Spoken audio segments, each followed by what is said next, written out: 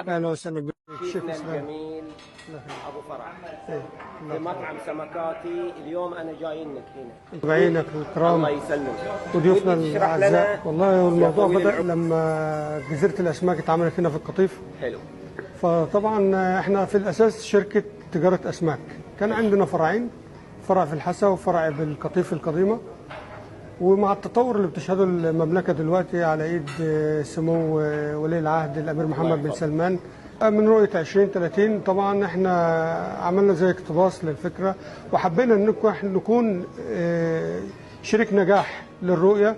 تمام، كاحد افراد المجتمع السعودي ابناء الوطن السيد فاضل تمام ابو سيف، بالاشتراك طبعا معاه ان هو جت الفكره في باله وشاف الارض وعملنا عليها دراسة الجدوى ورسمنا خطة نشتغل عليها بحيث ان احنا نقدم مطعم وفي نفس الوقت يكون وجهة سياحية.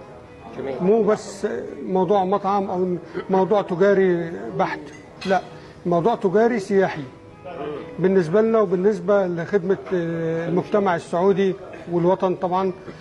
الشيء الثاني، ما كناش حابين نكون اعتياديين في الشغل بتاعنا، حبينا ان احنا نكون متطورين شوية، يعني نقول نبدأ من حيث انتهى الآخرون أو نعمل شيء جديد مختلف عن المتواجد في السوق.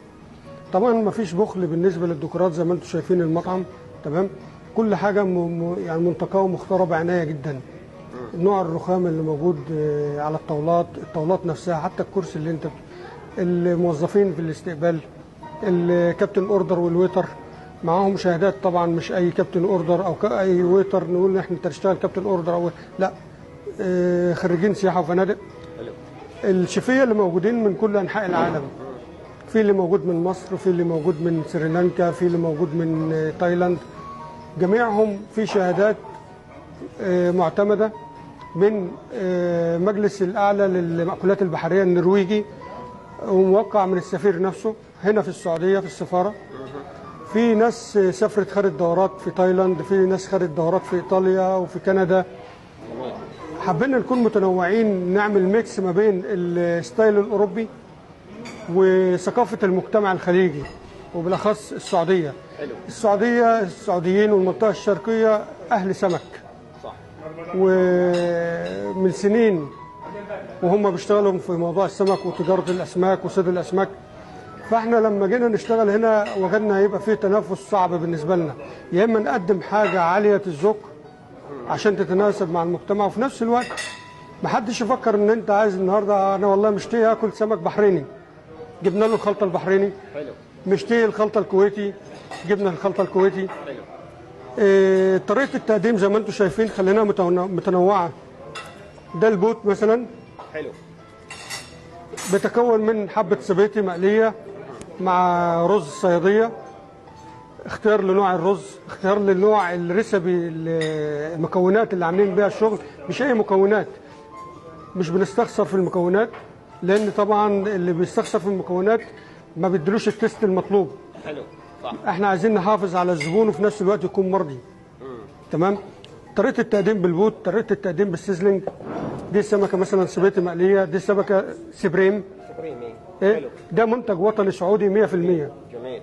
ده بدعم طبعا من الحكومة السعودية، عاملة مزرعة للسبريم طبعا بيشرف عليها دكاترة. توصل فريش هنا في القطيف ما شاء الله، زي ما انتم شايفين الشكل ما شاء الله. ما شاء الله والله. تمام. مغري والله. في عندنا البتر فلاي الروبيان الجامبو، تمام، زي اللي موجود هنا دلوقتي، تقدم على الشواية. حلو. في بوت الروبيان البروست. تمام.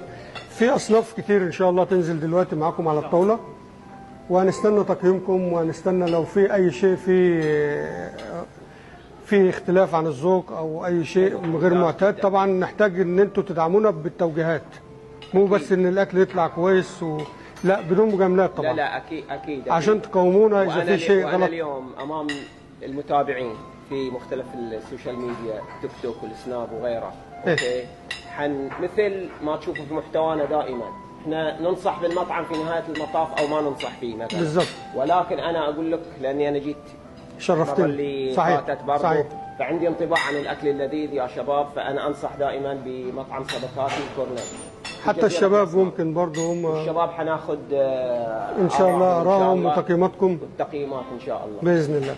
الله كمل يسلمك. لكم بقيه الاوردر بتاعكم وان شاء الله الله يسلمك. نتقابل بعد الغداء. الله يعافيكم يا رب، شرفتونا.